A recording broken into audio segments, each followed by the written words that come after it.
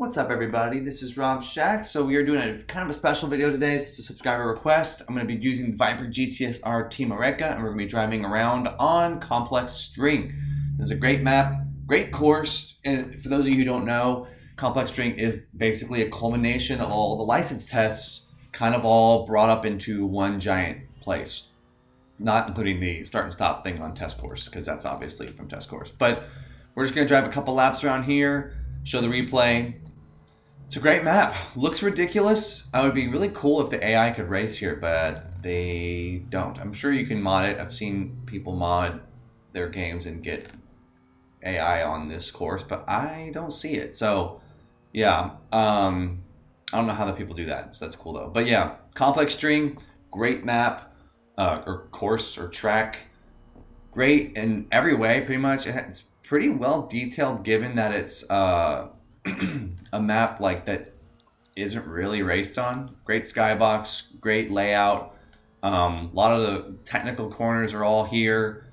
It's really fun, honestly. They did a really, really good job of this. And Gran Turismo 2 was the first game that like kind of had course, like a separate course, but there was no compilation in Gran Turismo 2. They just had like a unique circuit for all of it, but in Gran Turismo 3 or Gran Turismo 1 it was just all courses, so you'd just be doing stuff on each of the maps. And yes, you still do stuff on, it's not only on Complex String, you still do have corners on courses that are on the map in the game, because you know obviously that makes sense. You can't just literally never give anybody exposure to the corners ever. That'd be kind of silly. So at least they do that, but it is cool to think that they have Complex String, that they actually made like an actual map of all those things. So now that I think about it, what I would want to do is actually go and look on when you do license tests, can you see the rest of the course? I'm assuming you can, but I would be very curious to see how that looks. But yeah, Complex String is really cool. I mean, those block corners are ridiculous. So many cars, like for example this Viper, which is a little bit slidey, really struggle on those tight corners like that. But this course also has these wide sweeping corners that are coming up, and that would be an area where I feel like the Viper will shine. It's just interesting. Complex String is so cool. They do a really good job on this course. It's a lot of fun. Oh yeah, I never said this. Help me get to 1,000 subs. Be sure to like, subscribe, comment, share, all that. I forgot to say that. Only 6% of my viewers are subbed. That's very low compared to the average. If we could get that up, that'd be sick. And I make a lot of content, and I also take requests, and I also comment back. So, you know, yeah. So Complex String is great. It's a lot of fun. This course is super sick, very fun, very hard to control this Viper right now, although I'm also talking while doing this. But yeah, it's just a lot of fun to be on this course. It's just so great. It's really great. I think it's so interesting that they did this. And again, I don't think they did this in 4. I think in 4 they didn't have a level like this. Complex String obviously was not in 4, because 4 had a totally different set of license tests compared to 3. So that makes sense. I'm not like bummed about Complex String not being back. But it is kind of, it's a very unique circuit, because I'm pretty sure it was only in 3. I'm sure like you could find it hidden in some stuff. I'm sure that it's hidden in the background, but like you don't, like, it's not promoted in any other game like it is in 3. That's just really interesting to me. And it's got all the layout that's really cool. It's got the little trees off in the distance. You know, it's got headlights, those little spotlight things. It's just a good, very good map. I remember this part of the course from the license test that was really challenging. I think you had to use like roofs or something like that, and you're just like trying to keep the car on the course, and it was really challenging because this part is very destabilizing for vehicles. So again, I'm very just, it's so cool that it's almost like a physics test. It almost feels like they like made this course like to test physics, because again, the unsettling of the car works really well on that little what would you even call that part? I don't even know what you'd call that part, but the part where you basically swerve back and forth, that part is very well done and basically shows off the great physics of this game, which is just awesome. Oh wow, I just broke way too hot in that corner, but we got it. So yeah, it's just cool. One little weird thing about it is that the rear view mirror gets cut off or cuts off part of the course, in a way, so that's kind of hilarious that they had that like that. But it's just a great course. I really just love complex string. Cool buildings there on the start and stop line. There's no booths though, no audience places where people can sit, so that's kind of interesting. But there is a spectator tower, which is awesome. And it looks great off in the distance. Good draw distance on this map. Great clouds, great skybox.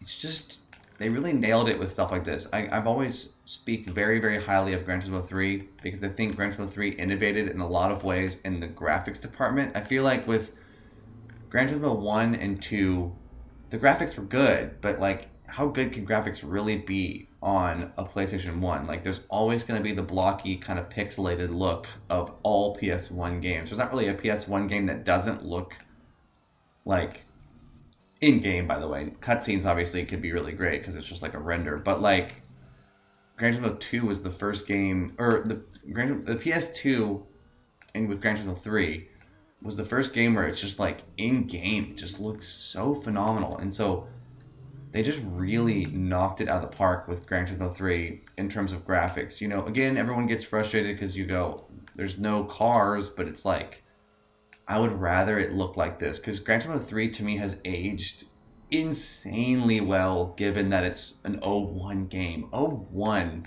and it looks like this. I mean, that is just incredible. Lighting is so good in this map. I mean, even just so simple as the sun going behind the freaking rear view mirror. Did you see that? Like, that is, oh my gosh. Like, why would you take time? I mean, they took the time to put that detail in there, and the sun actually stays in the sky. And I think the shadows are even rendered properly. I haven't really paid attention to that. I'm pretty sure wherever the sun is, or maybe the sun is, it's not rendered to the sun itself, but there's a set point in the sky where all shadows are cast from. Gran Turismo 3, 2001, already had that. Like, that is unbelievable. Like, I feel like in Gran Turismo 2, they didn't really do that. There was, like, shadows on the circuit, you know, which was still ballin' for GT2, but 3 just really innovated so much, and Complex String is kind of like the compilation of all these, like, beautiful scenes and scenery, and, you know, you can really have some fun with the car mechanics and car physics in this game with Complex String. It's just beautiful. And 4 obviously just literally perfected all of 3 and added old cars and a lot of new cars, which was great. But brought back a lot of classics, and then just continued along the innovation. And 4, I mean, I'm gonna have to say between 3 and 4, because that's before the online features, they focused so much on content back then, and like nowadays it's just there's not a lot of content in these like Gran Turismo games. Like Sport didn't really have much of a single player, like at all. 6 had substantially less of a single player than even 3. But again, 5 was even worse than 6. So like I mean, again, I hate Gran Turismo 5 with a fiery passion. So I will always talk negatively about that game. It just took everything away from 4 and everything good in 4. They made it bad. And then it took literally making 6 redeeming 5 was the only way that like all that 5 did was transition to the PS3. But even then, 5 Prologue was an amazing game. Like I would play 5 Prologue, skip 5, and then go straight to 6. But the transition from PS1 to 2 is just perfect. Like Polyphony completely knocked it out of the park with the graphic setting of GT2, or from GT2 to 3. Like it's just unbelievable. They nailed it. I'm always so impressed with how Polyphony was able to do it. Like they just nailed the design of this game. I also didn't realize that I can just wait. I didn't know there was no. I went in the pit. There was nothing even in there. So let me go back and drive through that because I've never been able to do this before. How fascinating that I can just drive around in the pit and nobody cared. How far across can I go? Because see, here's the spectator tower, which is pretty cool.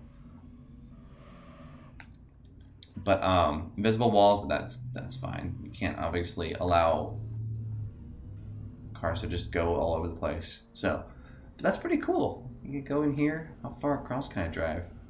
Okay, that's like a slant. That's awesome.